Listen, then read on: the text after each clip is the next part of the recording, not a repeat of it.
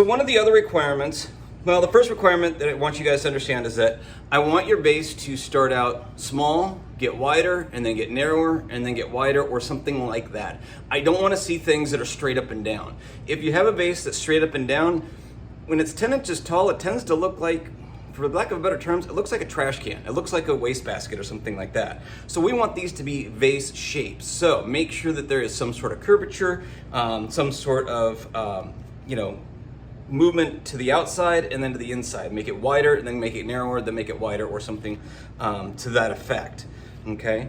Something else to realize is that you don't have to do just coils, and honestly, that is one of the other requirements, is that I don't want the coils all to be just straight across. Okay.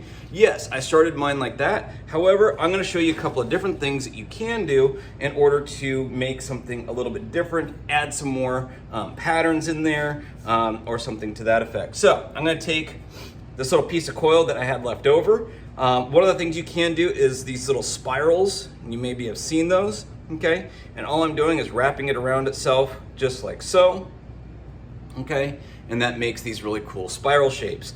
Now, before I attach this, what I want to do is I want to see which side I like the best. I think I like this side since it's got a little bit more detail. This side got a little bit flattened out by spinning it around. So, take your tongue depressor, okay? Drag this across and smooth this out really, really good, because again, this is the only thing that's holding all of this stuff together. So I want to make sure that this is well connected. So I'm going to go this way, and then I'm going to go over the whole thing going one way, and then I'm going to go the opposite way, kind of crisscrossing design. And the more I can do this, the stronger it's going to be. Now, as we've seen before, I can either use my finger there, or I can just go ahead and use my blue rib here, which is going to flatten things out, makes it nice and smooth. Okay, it's nice and smooth on this side, but on this side I still have that really cool spiral design. Okay, now I've got a little indentation here. Okay, I don't know if you guys could see that. Hold up to the camera, see that bump there? And what I'm going to do is very simply, I'm going to go ahead and give that a couple of taps on the table, okay, to make that go away. And I got a little bit there, but I can go ahead and smooth that across. The reason why I want to do that is so that now I have this nice flat surface, okay, that I can then go ahead and attach here, okay? Now, before, as you were watching me put these together in the time lapse, you probably noticed I did not score and slip any of the coils. With the clay as soft as it is, smoothing it together really well, making sure you drag clay from the top coil down to the bottom, and then from the bottom up, that's usually enough to hold those together. Now, when I'm attaching this, what I'm gonna do is I'm gonna bring this in just a little bit, like so, okay? So it's gonna have a little bit of an angle towards the inside. That's not gonna stay up on its own, all right? So what I need to do is I need to score and slip that, and I'm actually gonna go ahead and put this right here where this curve is, hopefully. Okay, just like that.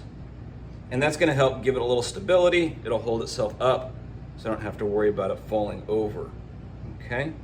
But I am gonna go ahead and score and slip each of these individual pieces that I put on rather than the whole coils that I've done before, okay? So that that will hold itself up, all right? So again, I'm gonna go ahead and do that. And then I'll go ahead and smooth that together.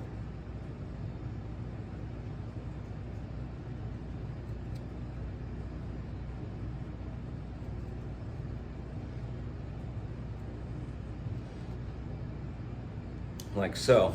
Now, you'll notice the angle of this. I don't know if I can show that in the camera, okay? How it's coming inward, all right? I'm probably gonna go ahead and do a couple other things that'll help bring that inward as well. So this comes in, and then I'm gonna have it come out. At least in my mind, that's what I'm planning on doing. So, that's the way that would go, all right? Now, you don't have to do those spirals if you don't want to. That's just one. Let me show you a couple other ones that you could do, okay? Again, just take a small piece of coil like this. I'm gonna go ahead and cut this at a certain length, okay? So I'm gonna make a bunch of these. So very simply, I can cut, use that same one as a distance. And I usually do about 4 or 5 of these in a row, okay? Just like that.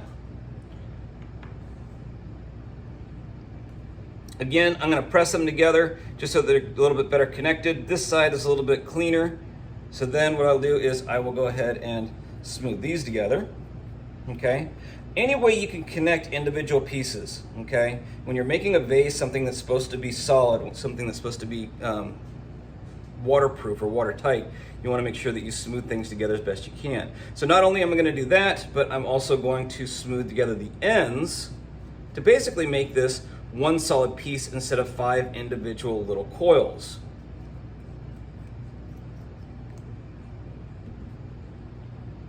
And there you go, okay? And I can smooth that out. That'll smooth together a little bit. So now I've got this piece that I could then attach to my coils here, okay? And that could be part of my design as well. I fold that so that it fits the contour of the design that I'm making, okay? And then again, I would score, slip, and smooth, like so.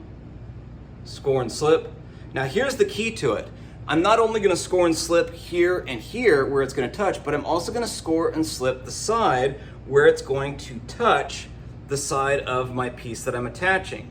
So I'm attaching it in 2 different places. One, obviously on the bottom here where it's attaching to that coil next to it, and then also to the spiral, okay, where it's attaching to that side. Because this is all gonna be one solid piece eventually, okay? So we wanna make sure that we smooth that together. On the inside, I'm gonna smooth it up and down. Again, make sure you go over that a couple of times just to make sure that that's nice and smooth. And then I'm gonna go side to side from that spiral that I just created into that side piece there.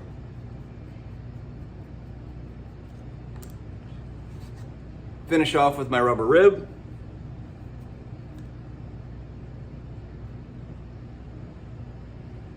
So it's nice and smooth, okay? And as you can see, I've got a nice strong connection on the inside, on both sides. On the outside, I have this really interesting design.